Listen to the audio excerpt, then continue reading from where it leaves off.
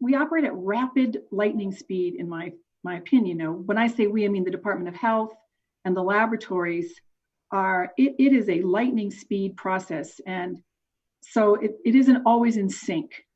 And more specifically, as we were talking about, Dr. Jennison was an outstanding partner and helped us work with laboratories, TriCore, the national labs, our state labs, to increase their capacity. And there is machinery, there are instruments is a better term. There are instruments around the state that can do COVID-19 testing, but they have to be upgraded, tested, validated. It's a lot of work. So that process was happening. And we got to a place where the state of New Mexico got to where they could do approximately 5,000 a day. But that's assuming everything works perfectly on the instrument side. So you have to have reagents. You have to have a machine that doesn't break down. You have to have sufficient staff. So on any given day, there can be a gap there. That doesn't happen too often. I don't want to make that the real reason, the only reason, but that has happened occasionally. Other labs have to be run for the state. Respiratory panels are run on these same instruments and sometimes have to be run for people who have pneumonias and other types of infections. So we have that side of the lab capacity can fluctuate depending on their supplies, their staff, and other demands on the instruments. But that is a minor, I really think that's minor. Okay. On the other side, you have our workforce testing capacity, the testing of people on the ground who can swab. And I get to be very concrete so that people don't confuse the processing of a specimen and the swabbing of a person.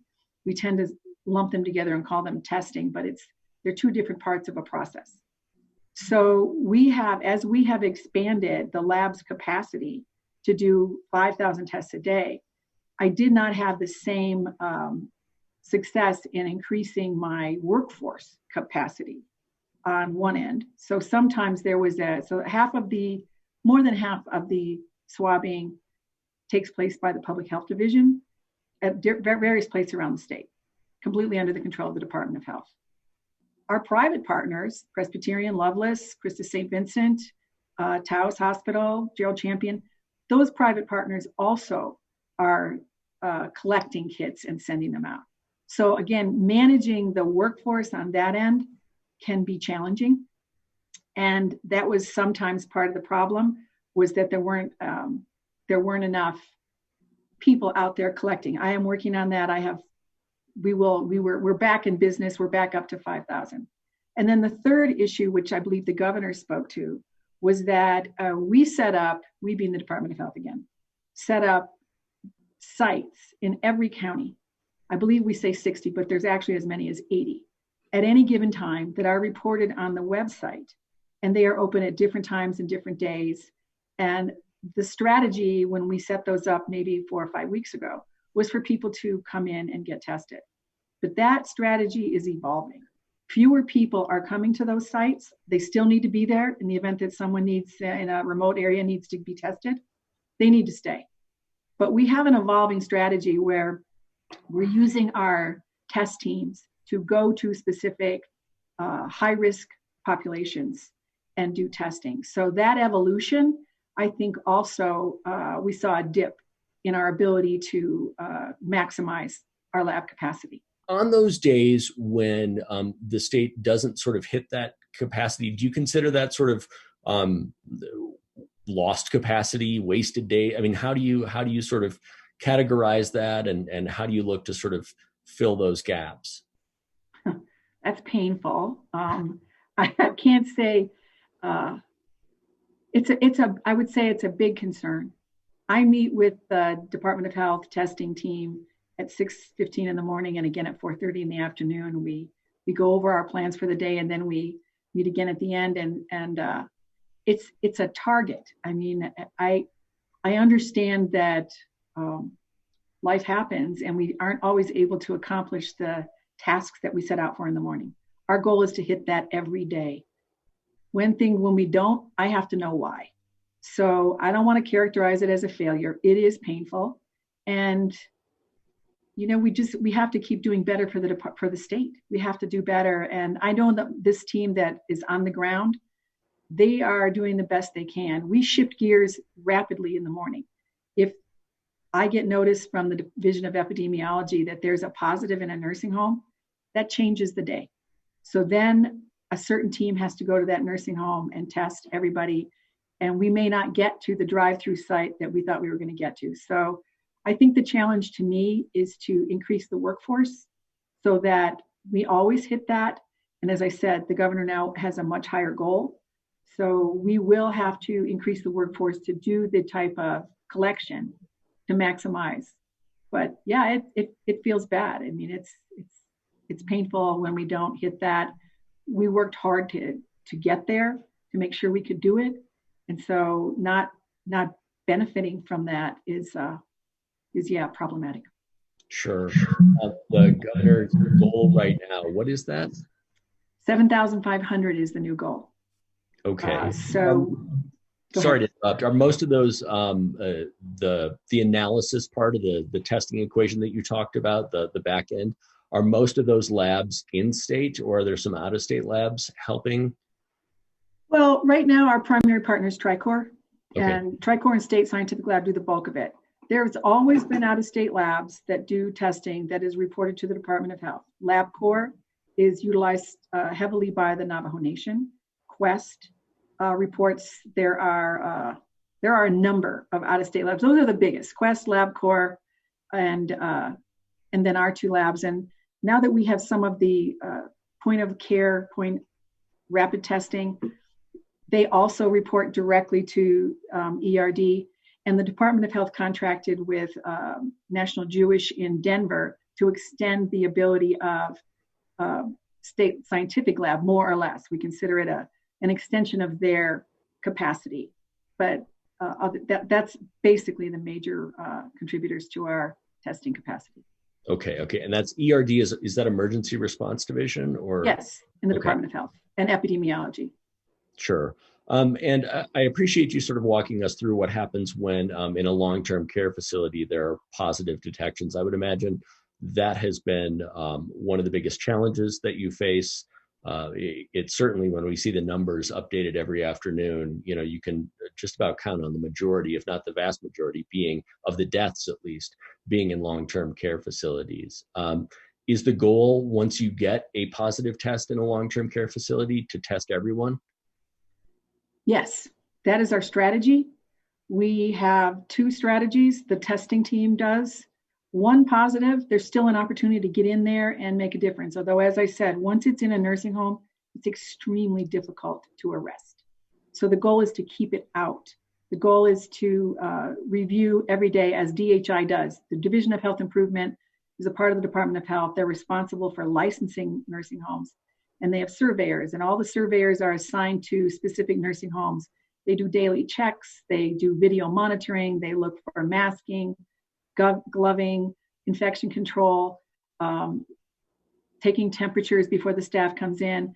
What we learned was that, this is more anecdotal than something I could publish, but there are asymptomatic staff in nursing homes that have been, unfortunately, probably responsible for bringing it in. That's no one's fault. They didn't know they were sick. So the gloving and the infection control techniques are incredibly important.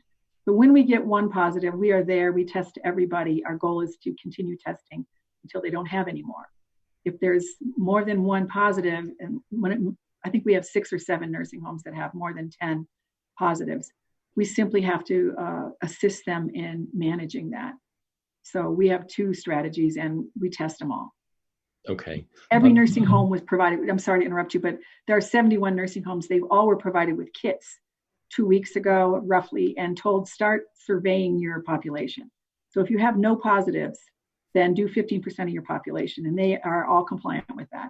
But once we have a positive, then the DOH testing team goes into support, also Department of Aging and Long-Term Services.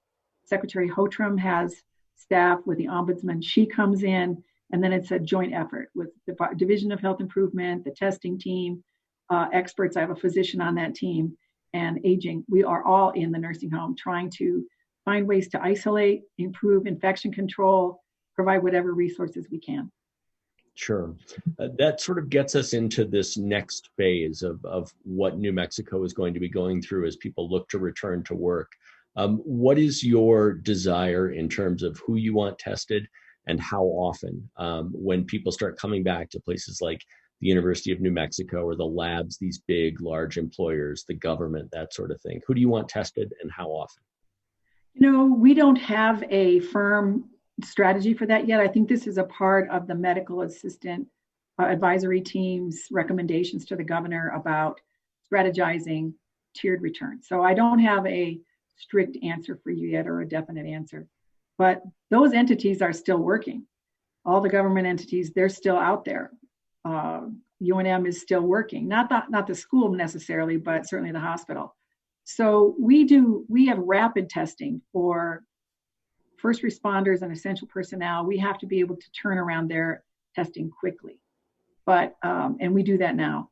But in terms of who will be tested and how they'll be tested, what role will the serological testing take in terms of employment, we're still debating that, and I don't have a clear response yet.